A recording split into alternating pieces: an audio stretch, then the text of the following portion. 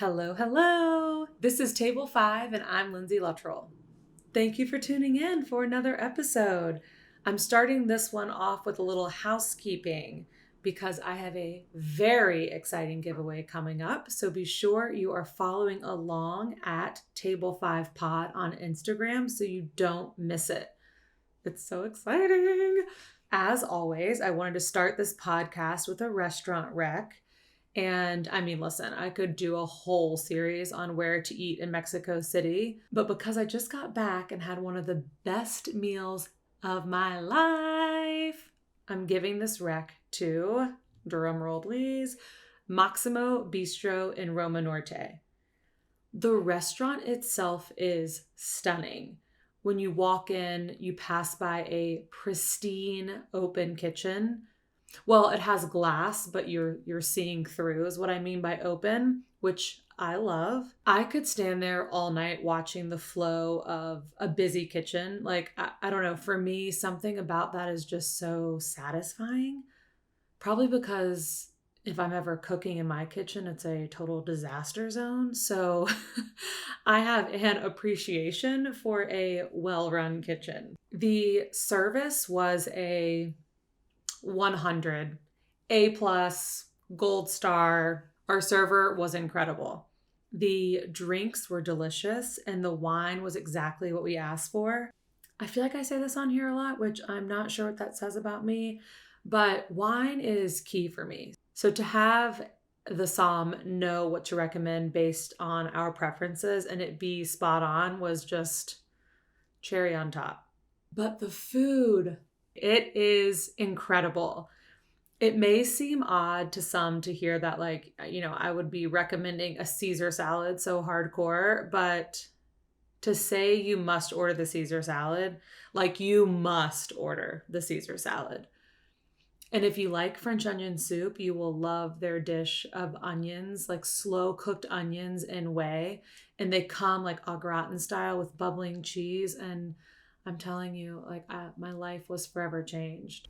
But I do know that their menu changes pretty regularly. So I don't want to recommend too many specific dishes. We did not have a bad bite. We didn't have a mediocre bite.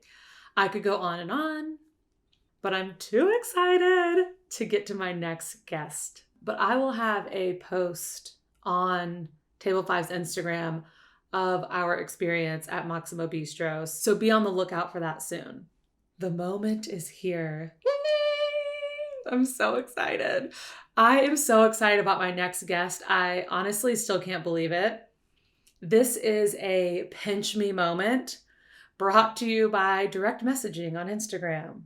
I mean, what did people do before it was socially acceptable to just message someone out of the blue that you've never met before on social media, introduce yourself, and ask for a favor? Like, I still can't believe I did that and that it worked, but you know what? Here we are. My next guest is the creator of the iconic sitcom Everybody Loves Raymond, but you may recognize him as the creator, executive producer, writer, and host of the most popular food and travel show on Netflix, Somebody Feed Phil. In addition to launching its 6th season yesterday, he also released his second book, Somebody Feed Phil, the book. The book is a compilation of the most requested and must-have recipes from the chefs he's highlighted on the show, as well as stories, behind-the-scenes photos, and so much more. In this episode, we discuss his early days as a struggling actor and finding his way into a successful writing career. We talk about his love of food and travel and sharing that with others. I am such a huge fan and career admirer of his, and I still can't believe I got the chance to chat with him. So please enjoy my next guest, Phil Rosenthal.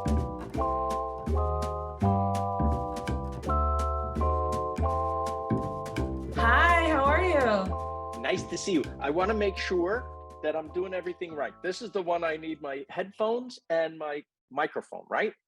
You can have headphones or no headphones, but yes, if you want to put a microphone in, that's great. I just want to make sure that that it's coming through to you through the mic as it should be.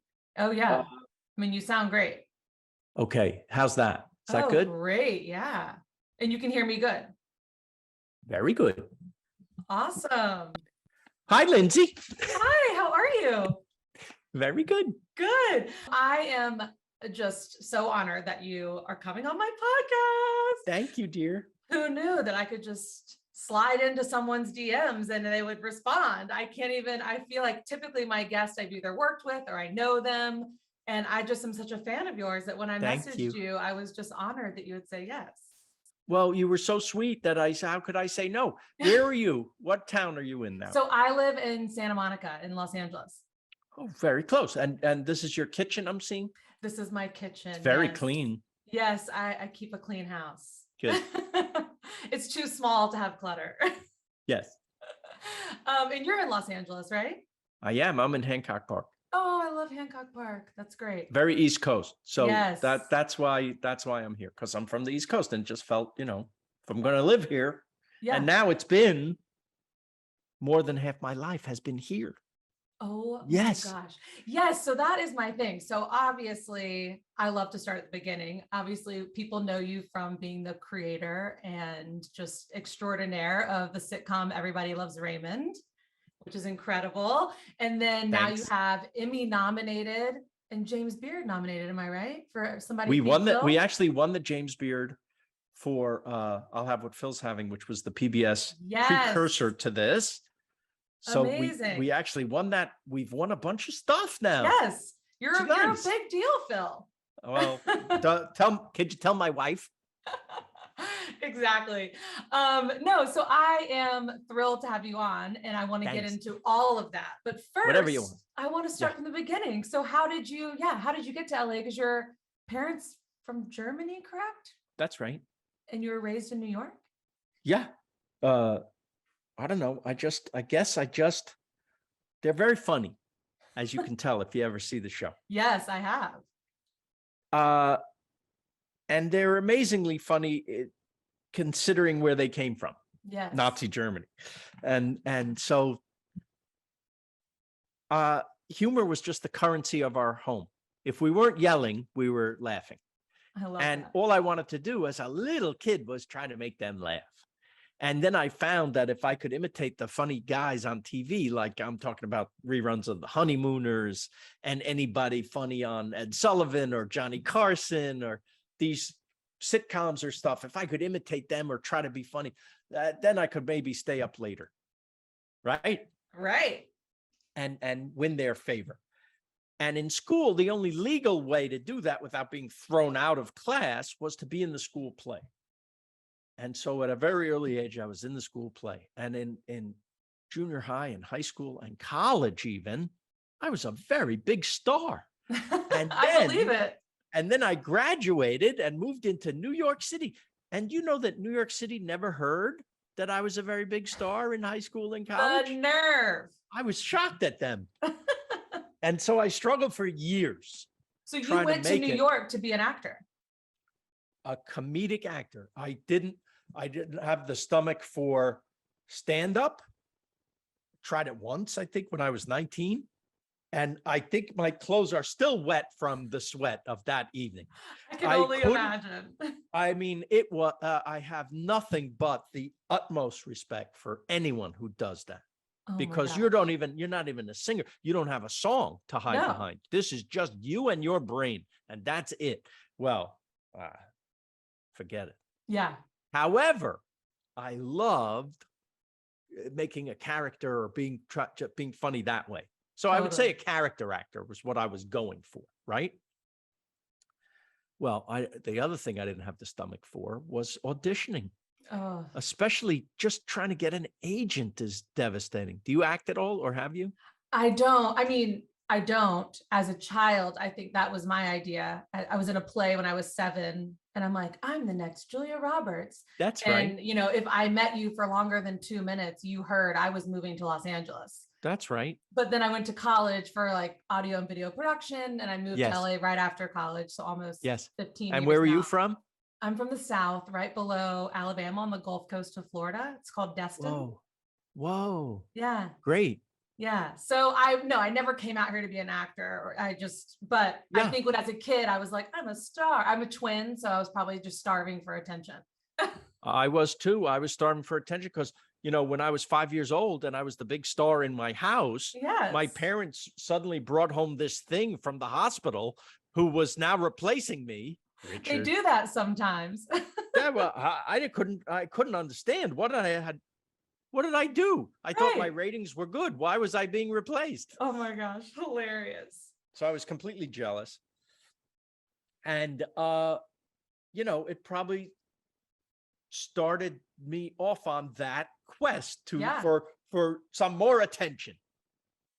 And I mean, I struggled for 7 years, I think, in New York, having lots of odd jobs until some friends of mine and I wrote a show for ourselves to be in. Why did it take 7 years to learn that easy lesson, which is Right. no one is waiting for you? No one cares that you were a big star in high school and college. You have to literally write your own ticket. If you don't make it, no one's making it for you. Yep. It's very rare that you walk in the door and you're exactly what they were looking for their idea. Totally.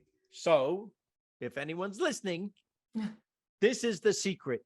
Make it yourself. We're all born now with a movie studio in our pocket. It's wild. The advantages that you have now to literally make a podcast if you want to make a film if you want to, or a TV show, or anything you want in the arts, you can do. It's so accessible. It's at fingertips, just right there. And sometimes life presents you with what you're supposed to be. And for me, it was writing. The moment I focused on writing, I was successful. The moment. And I mean, and when I say moment, that show that we wrote became a giant off-Broadway hit. At the same time, a friend of mine came to my house with his word processor and said, we're going to write a screenplay. And the first screenplay we wrote, we sold to HBO. Wow. That's crazy. That's crazy. And I went from being 100 air to 1,000 air. And I went from eating tuna fish for dinner as an actor to being a writer and eating whatever I wanted. That's a nice leap, especially in New York City. You got it. And so, of course, I didn't get the message yet. I was acting in that show that we wrote together, and an agent saw me and said, if you come to Hollywood, you will never stop working as an actor. So when that show was done with me, I packed a bag and I moved to Hollywood, and I never started working as an actor. You never even started? Nothing. The guy, I don't know if this will be a shock to you, but some people in show business lie. Oh, interesting. I've never heard that. I'm here I hate to burst your bubble, but yes. That's wild. And I don't know you what sick thing was in his head. Point? Was I with my wife? Yes, I was. Oh, so y'all moved together to LA. Actually, I moved out 1 year before her. I said, let me give this a shot. Okay. Wow. And if I'm successful, I'm sending for you. So we weren't quite married yet. I felt that even though we had lived together now for 4 years, I said, I think, I can't even support myself, let alone a family. So let me see what I can do there. There's no point in you moving if this is going to be a bust, right? Right. Let's just, I got hired right away on a sitcom as a writer. Right, like within a few months of moving here. Were you at all disappointed that you were like, I'm getting writing jobs, but not acting jobs? Or were you like, whatever pays the bills? Whatever pays. Listen, you're desperate, and yeah, and at least it's connected to the field that I love, right? So right. I was thrilled. I mean, a job on a sitcom as a writer is a very big deal. Very big deal. Especially then when there were so few. Now there's a lot more, but I don't want to paint a rosy picture of the industry that, there's so many opportunities. Yeah, there's many opportunities, but the floodgates have opened as well. Tremendously. So if the pool is now this big, the water coming in is that big. Right. Right. Of talent or people who want to be in the business. Right. So it does. Yes. It seems like there are many opportunities, but just like everything else now, in our world, it's very much a gig economy. Right. So people need to have lots of TV shows. Yes. Whereas, in my day, when we did Raymond, if it hit, you could be on for 9 years. Right. That's a career. That's a life. Now it's, you might have 5 episodes and that's it. Right.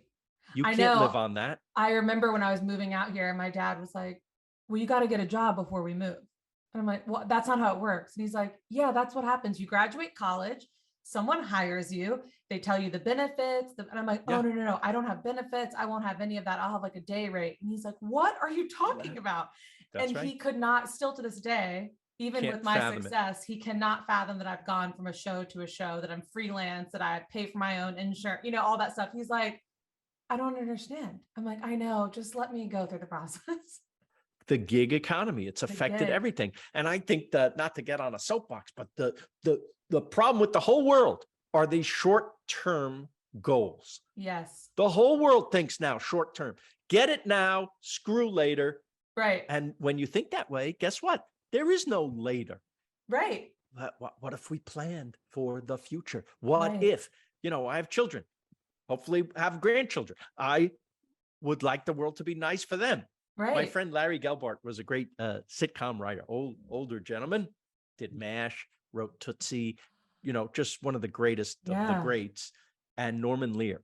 I got to have lunch. Norman Lear. How do you not? So we're having lunch one day, and they asked me, the young one, what's it like in TV now? And I started to explain it. And Larry turns to Norman and says, we're dying just in time. Oh man, that's really true. You know what I mean? And that has stuck with me. But my message is one of hope and happiness, at least as intended. And that is this. We actually don't know the future. We're going to do what we can to safeguard it.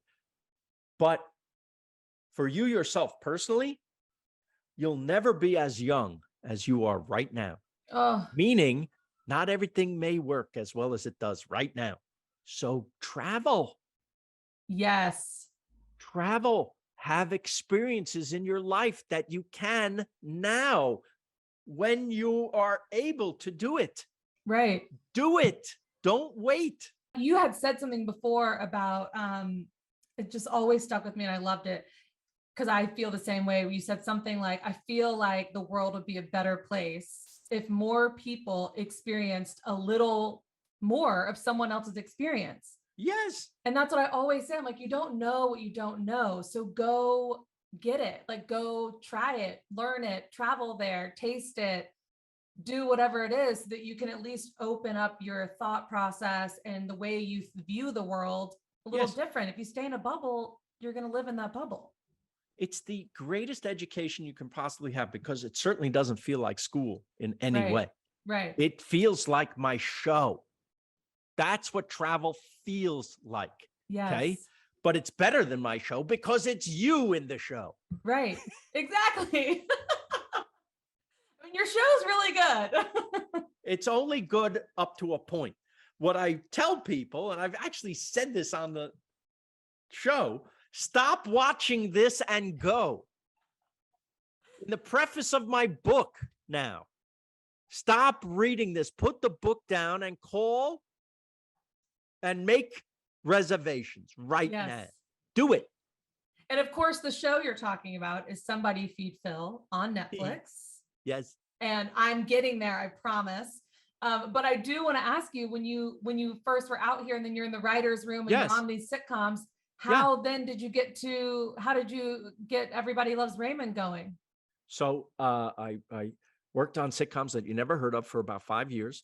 Then one that maybe you did hear of called Coach. I was a writer on that, working for other people. And during my 3rd year on that show, I got a video cassette of a comedian who had been on David Letterman one time. And from that 1 6-minute appearance, David Letterman said, there should be a show for this comedian. There should be a sitcom.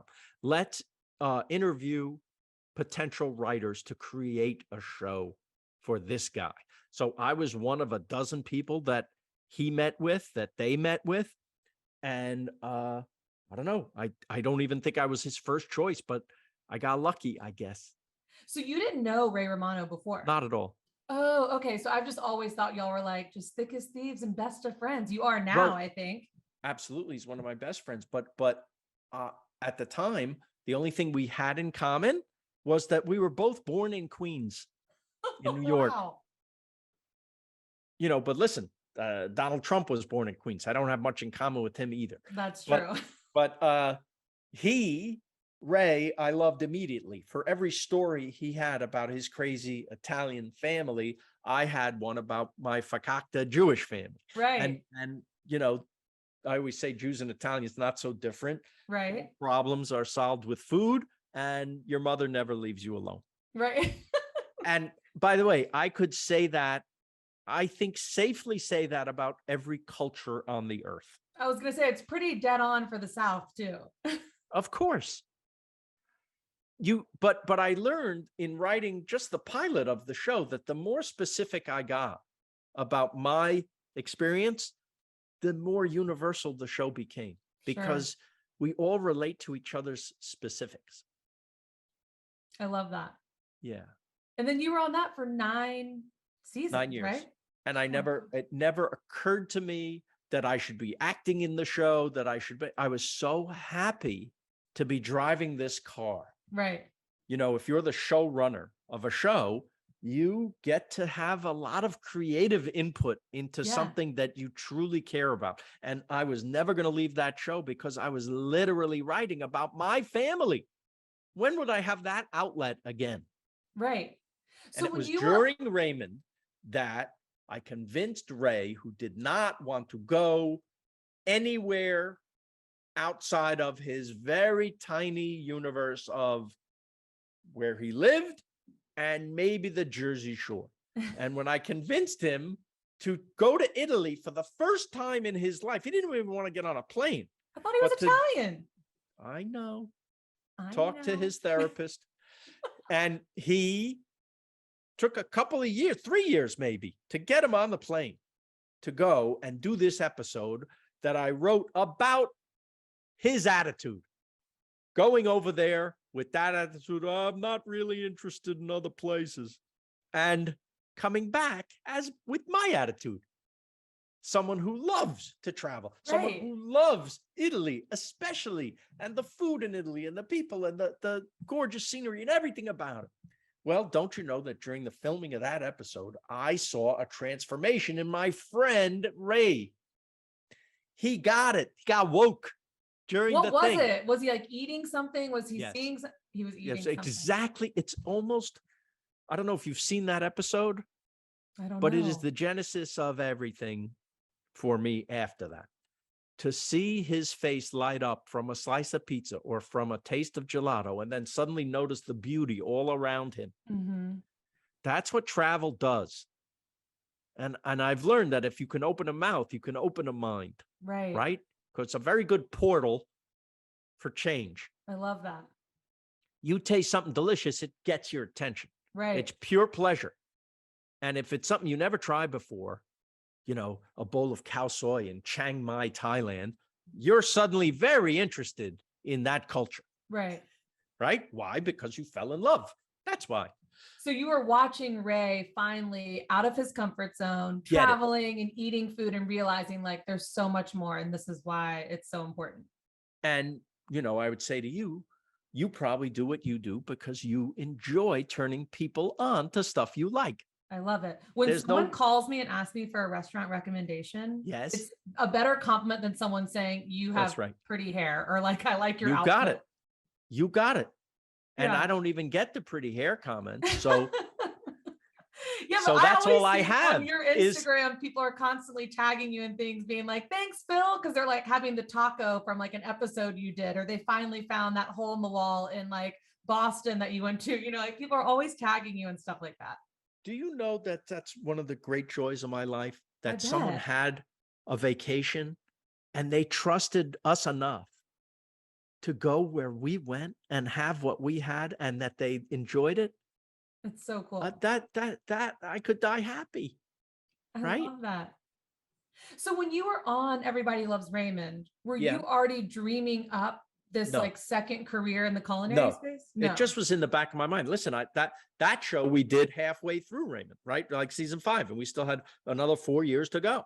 So I was just focused on that. But in the back of my mind, wow, that was fun. What if I could do that for other people? Right. But I wasn't like, oh, I can't wait for this thing to end and then do that. As a matter of fact, after Raymond, I thought I was going to do more sitcoms, but I didn't. Nobody wanted them. The business had changed so drastically during the 9 years that we were on, meaning that type of show they saw as an anomaly, the family sitcom. Right. They wanted, it would be 5 years before Modern Family came along, the next hit family sitcom. Right. People don't even do the form that our sitcom was in anymore. No. The 4-camera sitcom, which I love because it's this perfect in between theater and film. Yeah. Right? Yeah. I love it. And when it's done well, there's nothing better. You feel at home like it's an evening in the theater. But it's very hard to do because you can't just cut in the middle of a sentence to another scene and change the audience's attention. You have to finish a scene like a play. You have to have a beginning, middle, and end, not just to the show, but to every scene within the show. Mm-hmm. So the writing, it's harder, but it's also so satisfying when it works. And I always said to the executives, why don't you like the form anymore? There's nothing wrong with the form. It's the content you're putting out there. Right. When the content is good, then everyone will come back to that. Right. Form. Then it works. Yeah. Yeah. I mean, the only other one after us, I think, in that form that did very well was Big Bang Theory. Mm-hmm. But that's it. That was it. So I struggled again for years trying to get another sitcom. Everything they were offering me, I felt wasn't in my wheelhouse. You know, they always wanted to be, can you make it more hip and edgy? And I'm like, well, you got the right guy. I'm Mr. Hip and Edgy. You're like, sure. I couldn't do it. I couldn't write Friends if I wanted to. It's not me. Right. I could write the old Jewish parents of the or Italian parents of Ray and Deborah. I could write Ray and Deborah. I could write the scenes, the sibling rivalry. I could write all that stuff. Mm-hmm. That's my wheelhouse. Not everybody has to be able to write everything, but that's what I did.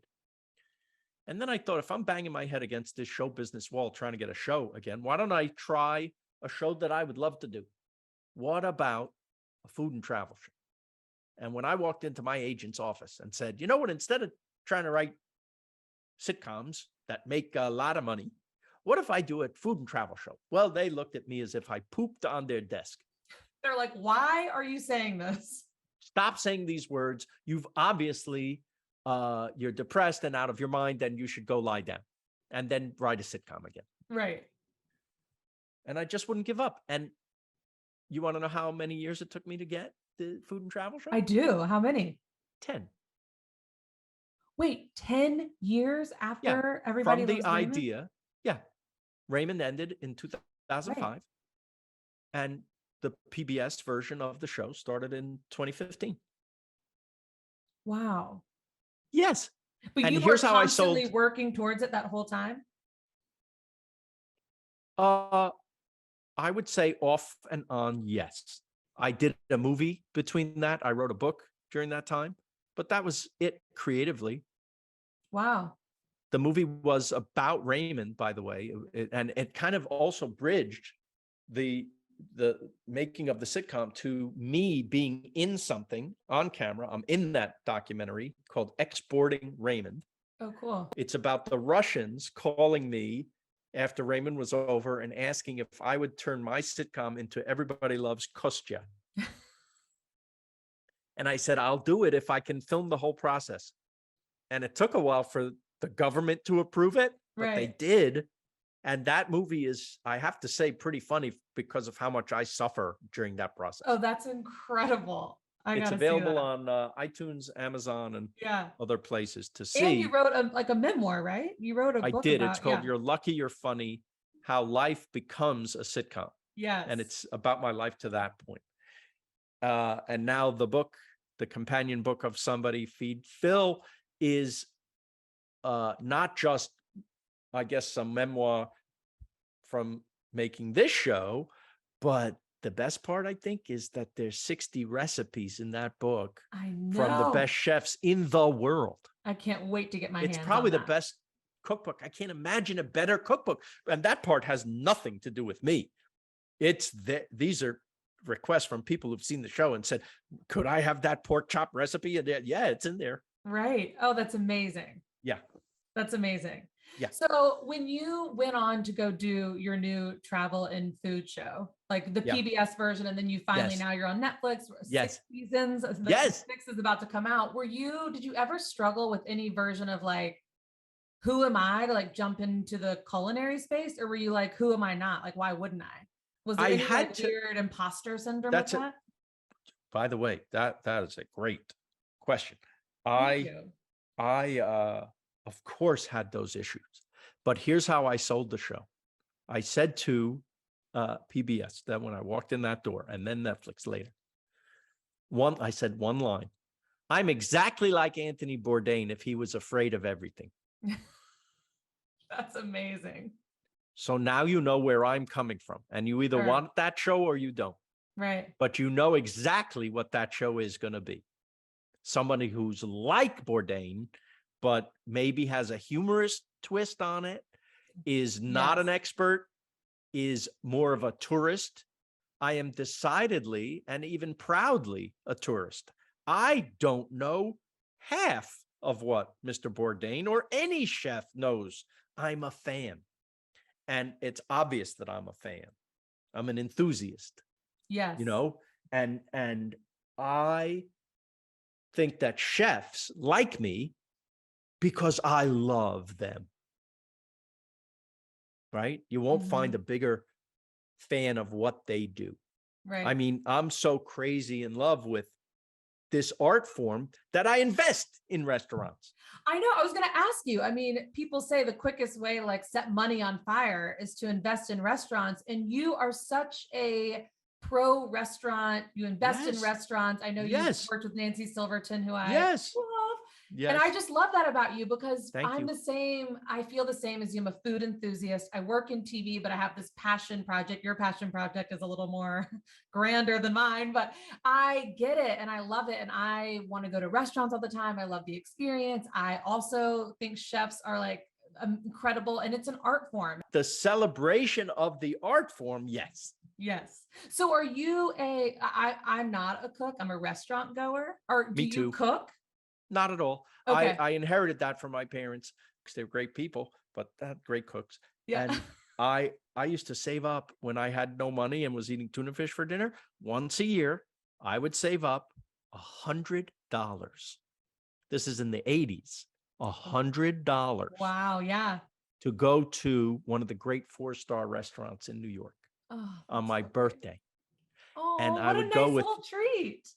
it was like a travel, like a vacation for the night. And I had another idiot friend who would do the same thing with me. And we couldn't afford dates, so we would split one girl. And it'd be the two of you and one woman. That's right. I love it. Who was a friend of ours. Yeah. But she was kind of a semi-famous actress who loved the kind of event of it. And that is so fun. she made us look better. Yeah, and the three of you enjoyed a great meal once a year. The best. That's incredible. What is it that like you love about going to a restaurant? So since you're also not a cook, you're not cooking at home. Like, what is it that you love going out? Well, if I could travel every day, I would, but I can't.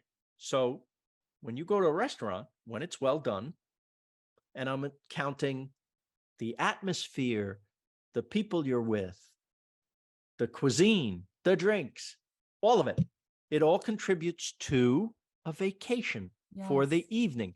That's what's great. Yes. But if the music is too loud, let me just say this. You've ruined my vacation. That's how I can't talk. I'm there to talk to you. I'm there to I went out with you because I wanted to talk to you. Right? Right. I didn't sign up for your playlist restaurant. And it's blasting so loud I can't even hear myself think. Don't other people feel this way? Oh yeah. My dad is notorious for sitting at restaurants and like cupping his ear like this to listen.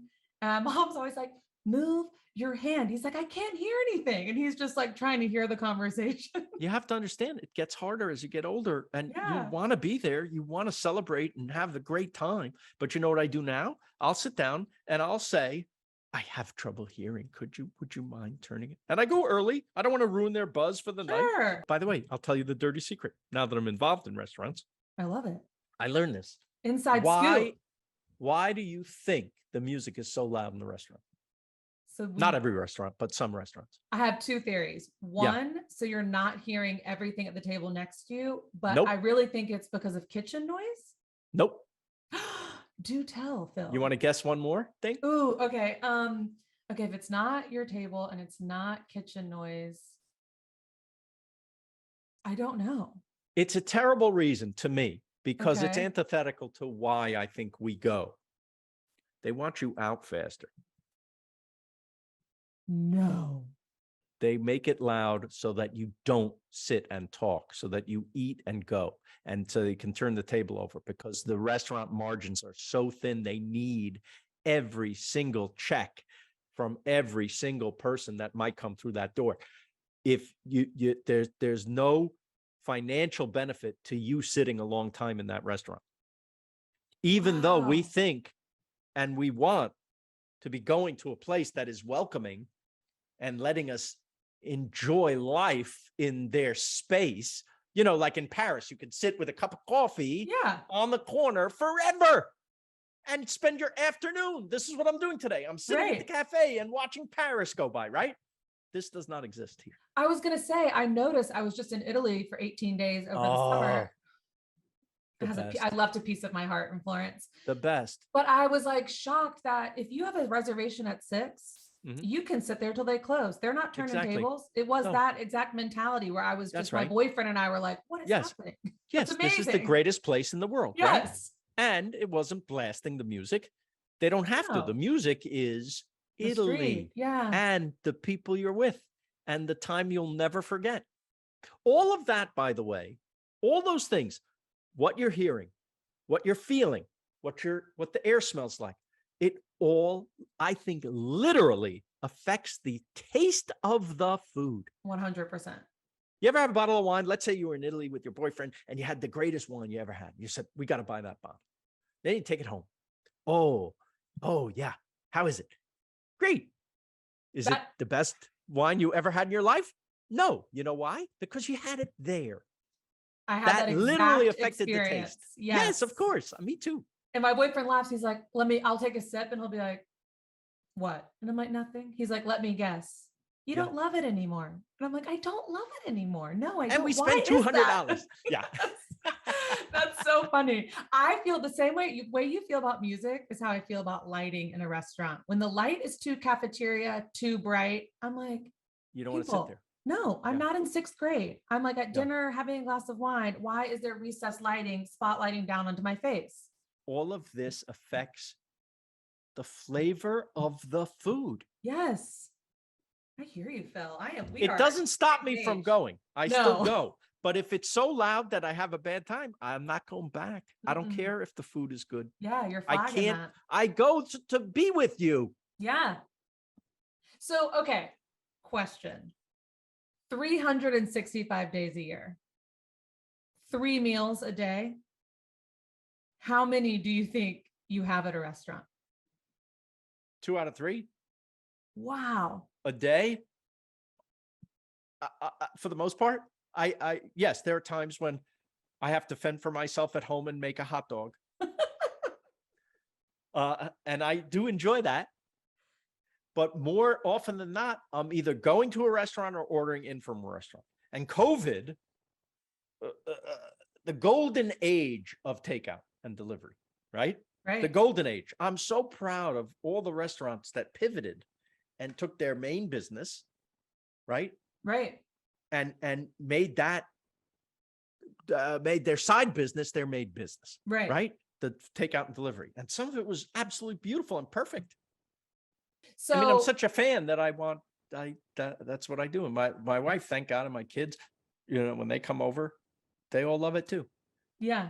So tell me, so you're married to a very funny actress who Yes, is your wife for a very long time, and you have yes, two children. yes, What do they think about this life?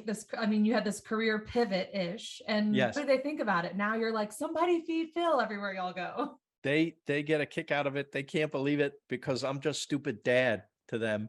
And when people come up to me when we're out and get excited, they can't. I honestly go, this is not happening. Yeah.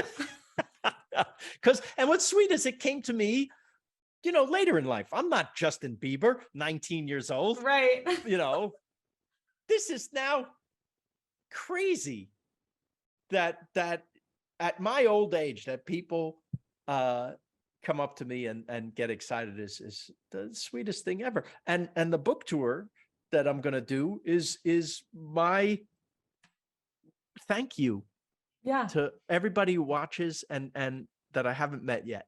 Yeah. I'm Yeah. doing like So 25 cities. I was going to say, so tell me, so you season 6, by the time Yes, this podcast comes out, season 6 of Somebody Feed Phil on Netflix will have just premiered, and your book will have just come out, that's a which is, big week. The it's a big 18th of week. October, the book, the tour, and season 6 all come out that week.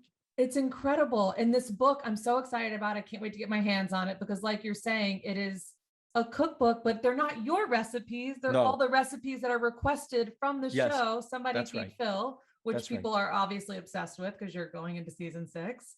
So tell See, me, like the tour, you just want to go meet people and I do. say I thank you. do.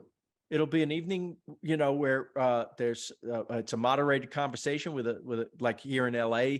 Allison Janney is going to moderate the talk with me, When is and that then in LA? October 24th, you can come. I'm getting a ticket. Great. Great. I'll see you there. I think the book may even be included with the ticket. Yeah. Very And cool. then I guess I signed the book and we take a picture or whatever. So I want to meet everybody. It's so Amazing. fun. And by the way, the fact that we've been through COVID is not lost on me. No, The I know. fact that I am so grateful to be reconnected with human beings. I love it bet. so much. It's my I bet. favorite part of the show, even more, don't tell anybody, but even more than the food. Well, I'm sure it's because the food is coming to you on the show from someone incredible that you're getting to Yes. like talk to, and then you know that Yes. you're sharing that Yes. experience with an audience who is traveling through you. Or just the person sitting next to me at the counter Yeah. who is there for the same reason I am. Yeah. And I get to meet them. Yeah. Yeah. Your show is really special. I mean, that's you. why I messaged you because I'm a big fan regardless. you. But yeah, your show is really special. Did they send you the new ones? No, they haven't. All right. I'll have to get on that. I did want to ask you, you've been what seems like everywhere. I know you haven't, but it feels like you have. Is there I have not scratched the surface of the earth. Exactly. I've only done, listen, I come from the world where Everybody Loves Raymond is 24 episodes a season. I've maybe done 30 of these shows. Right. Even though it's 6 seasons, it's only 5 or 6 episodes a season. Yeah. And it takes years to do it. That's crazy. Is there anywhere that you, like, was there a place that surprised you that you weren't expecting to love as much, or that you were Every place. Really? If I haven't been there, every place surprises me because we all have these preconceived notions of a place. Like when I went to Vietnam, I'm like, really, Vietnam? That's going to be a fabulous. I saw Apocalypse Now. It didn't look so great. Right. Right. Yeah. Of what's going on there. Yeah. You get there, and of course, that was 40 years ago, 50 years ago, and now it's the most beautiful place in the world. It's just spectacular. Everyone is smiling and sweet and charming and great. The food's unbelievable. The scenery is unbelievable. I couldn't recommend it more. Right. And I love being surprised like that. Yeah, it's the best. I mean, it's the best. Traveling and yeah, having a place kind of break all the ideas that you had about it is one of the best feelings. I thought Croatia, for instance, in season 6 now, I thought Croatia was going to be this kind of war-torn former Yugoslavia. Like, how much fun is that going to be? Eastern Europe. Right. And you get there and it's Italy. It's exactly like Italy. It's where Western and Eastern Europe meet. So you have the best of both worlds in this place. And in much of it, it's like half the price of Italy. Right. So I would tell young people, if you're starting, list. you'll see the episode. You're going to want to go because it's gorgeous. Yeah. It's something between Italy and Greece. And it's amazing. That's incredible. Yeah. Is there any, like, where, I mean, obviously I know you're trying to go to everywhere you can possibly go, but what is the next place that you really want to go? India. Cool. Haven't been there yet. Have you? I have not. So that's a whole world. I could do probably a whole series set in Oh, India yeah. because it's very different in every town you go to, right? I can't wait. I think Yeah. we were planning it before COVID hit, but now we have to replan. But hopefully, they'll pick up the show. It's never a guarantee, even if it does well, it's not a guarantee. Right. But if I'm lucky enough to keep going, that's one of the first places I want to hit. I haven't been to New Zealand yet. Ooh. I haven't been to Australia on the show. I was there once in Sydney, but Australia's giant. I've only been to one or two places in Africa. That's a big continent to see. I want to do a safari episode. That would be fun. So Phil, let me know when you're hiring again for your crew, okay? Because I need to check some of these off my bucket list. I gotta be honest. People don't quit this job. I would imagine not. Okay, great. And then tell me about, really fast, what's your organization? Somebody Feed the People. Yes. So that started during the last election when I saw this inhuman thing of closing polling places and making people wait online all day in the heat or the whatever, or the cold or the rain. And people did it. Why? Because they love the country and they want to exercise their right to vote. So I thought, what if we, had food available at least to the people waiting online, which now they got wise and they started to outlaw. You can't give people water online. They're trying to rig everything. So this makes me furious. But then after the election, I thought, there's still people who need to eat even when they're not waiting online. So right. I've kept it going. Oh, that's incredible. I love that. Very cool. I do a quick fire 5 at the end of every podcast. Here we go. Quick fire. Let's see how quick I am. You have to do your very first answer. But yes. Before I do that, may I suggest for your next season, you got to go check out the Gulf Coast of Florida. I've seen you've been to New Orleans and Mississippi, but you got to go to the Gulf Coast of Florida for really Where should I go there? I mean, I can give you some restaurants in Destin, Florida. All right, we'll talk some more, right? Maybe we'll eat even. Yeah, let's do it. Okay, so for my quick fire 5, last meal before you die. I've been asked this a lot. Childhood favorites. Anyone in I particular? feel like I want to go back to childhood. It's kind of the thing that I think we love the most. Yeah. When we find the idealized version of that childhood food that now like a chef has devoted their attention to, and now it's unbelievable, like the best hot dog, the best pizza, the best fried chicken, the best burger, the best sandwich, right? Yes. And then I would end everything with a bowl of my mom's matzo ball soup. Oh, I love that. Okay, and then favorite city to eat your way through? Oh, that's so good. What a question. Rome is not terrible. Los Angeles and New York and Philadelphia. Philadelphia is coming up in this. There's so many great food cities now. Philadelphia, people, you got to watch that episode. You won't believe how great it is. I can't wait. I love the food scene. Yeah. Unbelievable. Okay, great. We kind of discussed this, but biggest restaurant pet peeve, not about the music. I read, and this bothers me too. I guess I'm like everybody else. Do you know what people will say is their number one pet peeve? What? Waiting for the check. Interesting. Isn't that interesting? Yes. There's something about human beings. When we're done, and we want to go. Yes. Unless you're, if you're sitting and having a wonderful time and the music isn't too loud, you'll sit there forever. But once you've asked for the check, you want that check. Yeah. And you'd like to go on with your life now. And you're kind of held hostage until your waiter gets around to coming back with your check. Right. Well, and that's the other thing. I I know this is a quick fire, but now I have a thing. Yeah. I like it now that when they bring the thing to the table and they charge you Yes. right there, because at least you're not having, now you've It's waited for the done. check, then you put your card down, then they take it, then they come back. At least at that point, you're like, here's my card and you pay for it. By the way, and when I use my phone at that thing at the table, it's like the meal is free. Exactly. You never even knew that money existed. It's gone. That's right. Apple Pay is a blessing and a curse. I guess.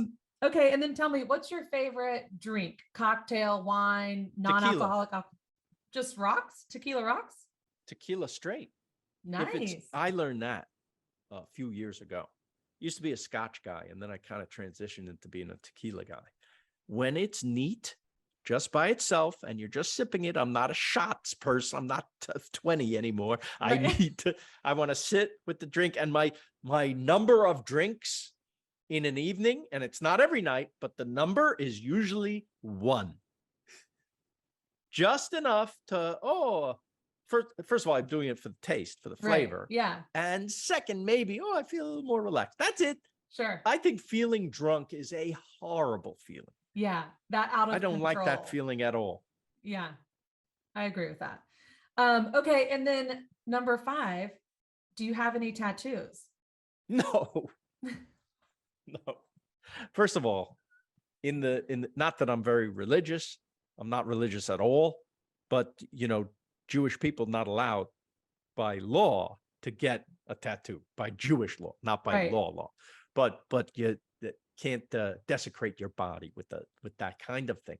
And I'm deathly afraid of needles, and I'm deathly afraid of the commitment to something on my body forever. Same. Okay. And then my last thing would be for Angelinos. Where are you loving locally? Like right now, I know there's probably a lot of spots. Like in this moment, where's a place that you're like, you got to go check it out? Bub and Grandma's, which is the incredible bread of LA, they opened their cafe in Echo Park. Did you do it yet? I haven't been yet, but I follow let's them on go. Instagram. Okay, let's go. For breakfast or lunch? I will meet you there anytime you tell me when. All right. You can bring the boyfriend. Okay. He would love that. He used to be a chef, actually. He worked with John and Vinny over at Son of a Gun. So he's nice. All into that world as well. It will happen. Yes. So that's one.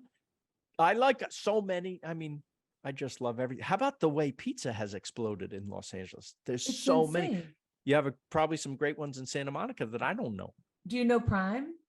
Yes. They opened because they were on Fairfax. Yes.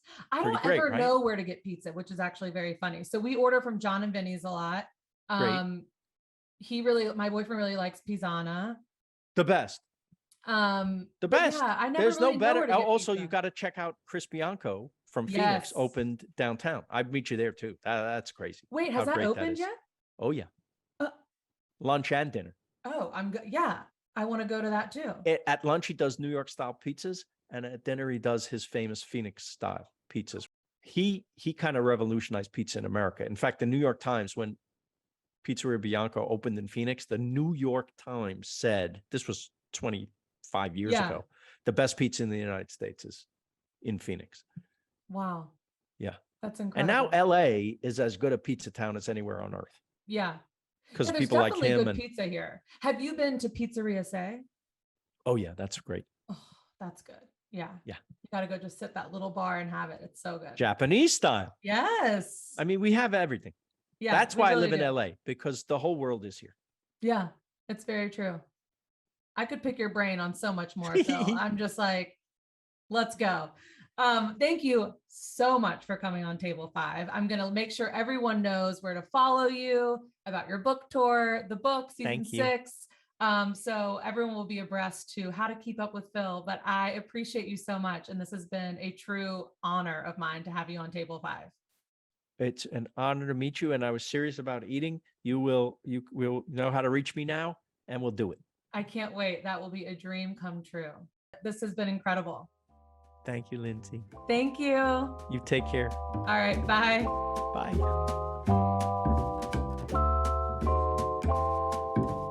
I could have talked to Phil for hours. I mean, I find him so fascinating. I hope you enjoyed that. Lucky for you, he is going on tour if you want to hear more. So to find out tour dates and to keep up with Phil, you can follow him across socials at phil.rosenthal. You can watch Somebody Feed Phil on Netflix. Season 6 is out now. And be sure to get your copy of Somebody Feed Phil, the book.